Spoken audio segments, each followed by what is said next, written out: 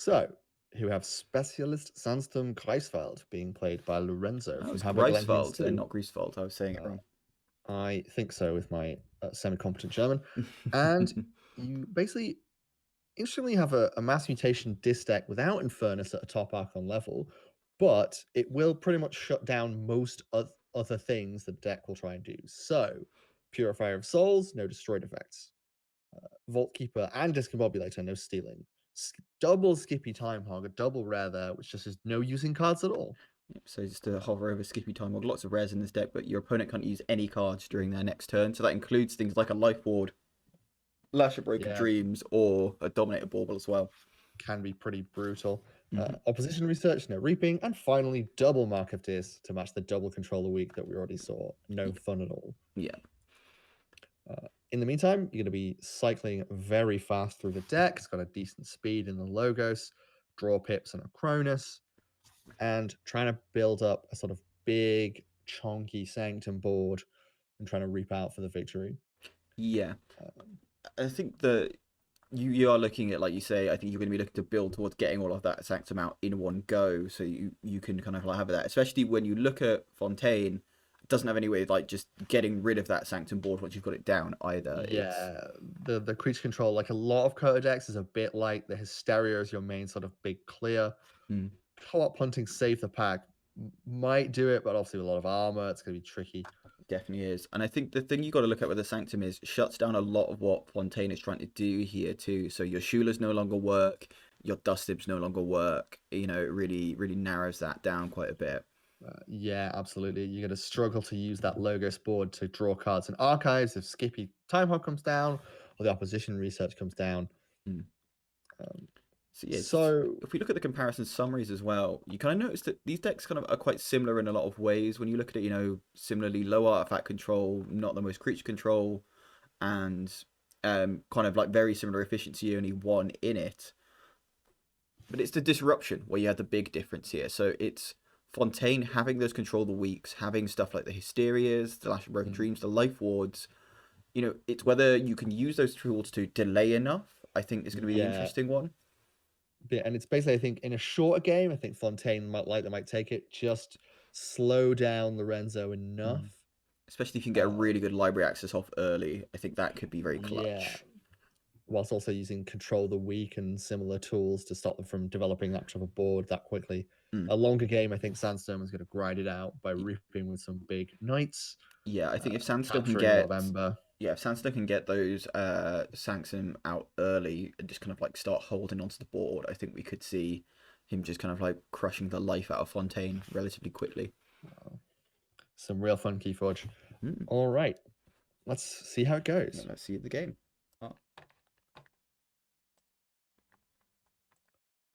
And welcome to the game portion of the episode. We have Ronnie1019 on the top of the screen and Lorenzo99 on the bottom.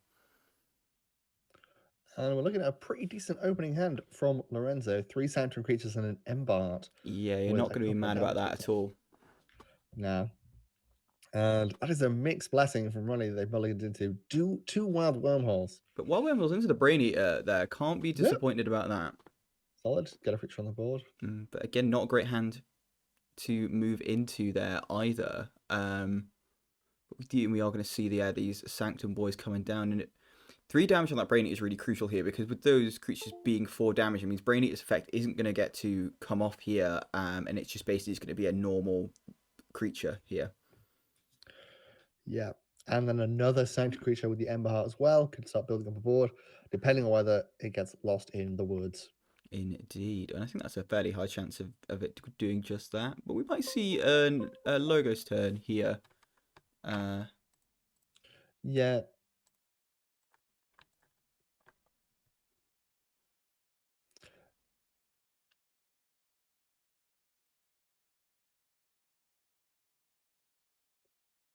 But we do in fact see the Untamed turn. So we see the Lost in the Woods being hit on both of those creatures with the Ember, the Vault Keeper, and the General Salvador. And a Snufflegate come down too. But again, not a great opening hand Ronnie's drawn into here. Just hasn't had more than 3 cards of a house in hand this entire game.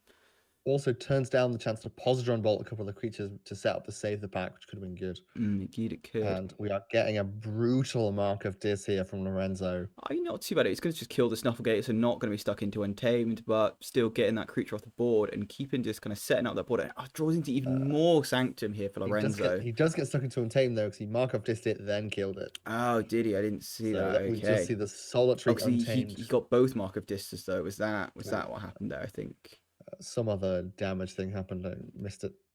But yes, Lorenzo drops the Hunting Witch, and that's it, which is the saddest Hunting Witch play. Yeah, you don't want to see that.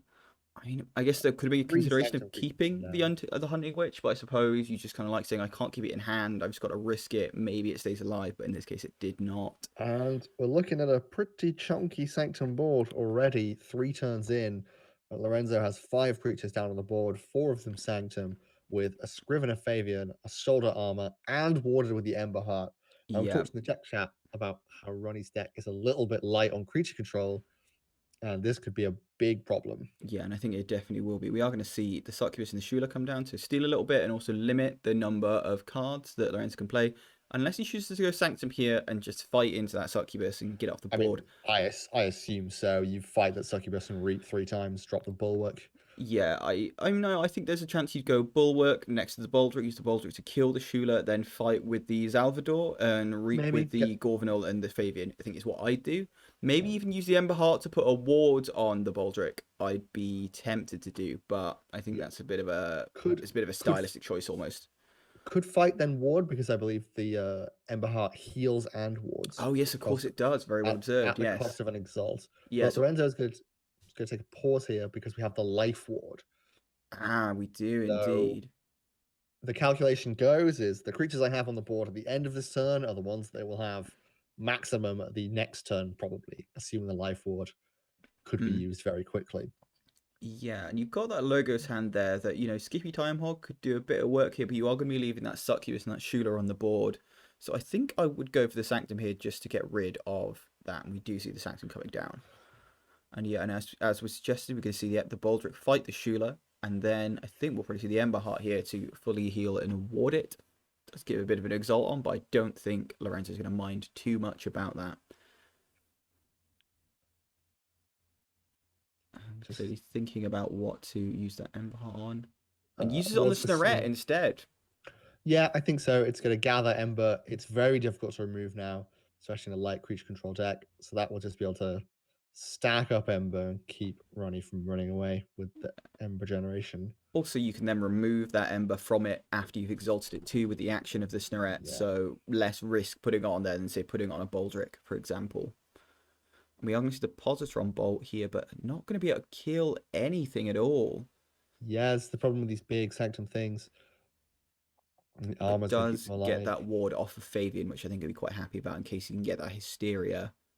Yeah, deck. But we're just going to see Lorenzo reap out here. Yeah, which Sanctum, classic, always look interested to do that. And what we're going to see the ward go onto here. Maybe back on the Fabian, maybe on the Baldric. Goes back on the Fabian. Just wants to keep that ability to steal and keep that Ember securely on that Scrivener.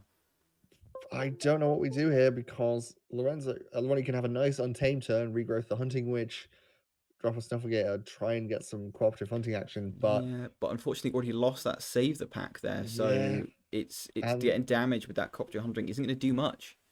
Could very easily see Lorenzo just reap for 6. Indeed, turn. Reap for 6. I imagine there'll be a fight with the Baldric in there somewhere. I suppose that's probably why he's not been using the Ember Heart on the Baldric, is that he knows, well, if I need to use it on the Baldric, I can just do that before it fights, get that full heal. Yeah, true. And we are seeing a Snufflegator come down and another Snufflegator come down with a cooperative hunting. Gets 3 damage onto something. Not going to kill anything. Maybe you unward kill the Baldric, which he does. He does do that, which I think is very astute, actually. I think getting rid of that, it's a bit of a dangerous creature. We do see Hysteria come into hand. Okay, so can that save Ronnie? I don't know, because if I'm Lorenzo here, I fight the Hunting Witch, reap 4 times, go to check. There's also the question of, you've got this big Logos turn in hand here. It's really going to limit the amount that Ronnie could do on their turn. You're going to get a bit of steal with the daughter. Maybe tempted by that. Got a lot of card draw in there too. Could draw into something that will finish off Yeah, the Hunting Witch. it's that versus the consideration of just use the creatures on the board while you have them. We are going to see the Sanctum here, though, so I imagine the Bulwark into the Hunting Witch just to assault it away, take no damage. Or maybe the Vault Keeper to kill the Hunting Witch and then the Bulwark fighting a Snufflegator. I could see one of the two happening. Do you see the Bulwark fighting the Hunting Witch and then just, I think, just reaping out here? Goes to 6, and I mean, Yeah, gets that Ronnie ward can on the stop. Gorvenal too. There, so just limiting Yeah, the usefulness of that Hysteria if it I does mean, come down. Ronnie can stop the key and dis with the charrette and drop that lash, but I don't really see a way back. He's So, oh, playing a hang on. very rushy deck. We do see the disc coming down here. So I suppose with the Dominator Bauble, actually, you could knock the ward off one of those creatures. Probably the Snorret, most Yeah, Ember I on mean, it. ultimately, I think your deck is light on Ember control. It is designed to go faster than your opponent, We are going to and see, you've yep, kind of already been outdone. hitting that Snorret, and I imagine we're going to see the Hysteria and the Life Ward popped here. If we do see Yeah, the Hysteria, see the Lash coming down, we see the Life Ward popped, and yeah, we'll see the Charrette and the Snudge coming down, knocking Lorenzo off the check. But 2 keys to nothing here already from Lorenzo. The yeah. speed here may just be too much for Ronnie to deal with. Admittedly, lots of Ember stacked up on Lorenzo's creatures, and Mass Mutation doesn't really have those big Ember responses, so if he gets all of that back, probably relatively safe. Yeah, I But mean, I imagine we're going to see a Logos in here just because every other house is just all creatures in hand and can't play them because it's a Life Ward. yeah, you could maybe take a Sanctum turn, but yeah, you might as well archive 2, draw 2, Yeah, set yourself up for the next turn. exactly. Although you are presumably worried about the Snudge. The Snudge, yeah, with dealing with the Fabian there and dealing with the Or the Gorvenal. Gorvenal. Yeah, either one, you kind of don't want it to bounce, so you might take a Sanctum turn, reward with the Ember Heart.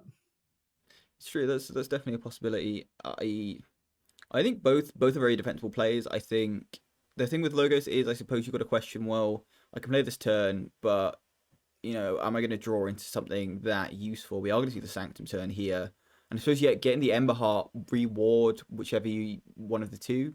He's going to reward maybe the Gorvenal. Nope, goes for the Scrivener Fabian. Maybe would have been tempted to hit the Gorvenal just because it's got a lot of Ember on it. Yeah, but clearly values that turning captures into steals. Indeed. And we're going to get a Mamook come down, possibly. Yeah, to knock Lorenzo off the check. Ooh. And this could really open up this game, actually, though, because now with Lorenzo knocked off check, got a lot of Ember in Ronnie's pool. But I'm just not. There's just not enough Ember control. No, and I think we are going to see the Logos here. I mean, you can't use that Skippy Timehawk to reap, which is going to really limit Ronnie's options. And we are going to see the Skippy Timehawk come down. The Daughter stealing 1 with that, and the draws to equalize. Just burst up with the Logos. Yep, and finally going to put Discombobulator on something, I imagine. Just to stop the possibility of that Shula. And yeah, puts it on that Scrivener Fabian. And that'll do it. I do believe it will. I mean, I just trying to think if there's any other.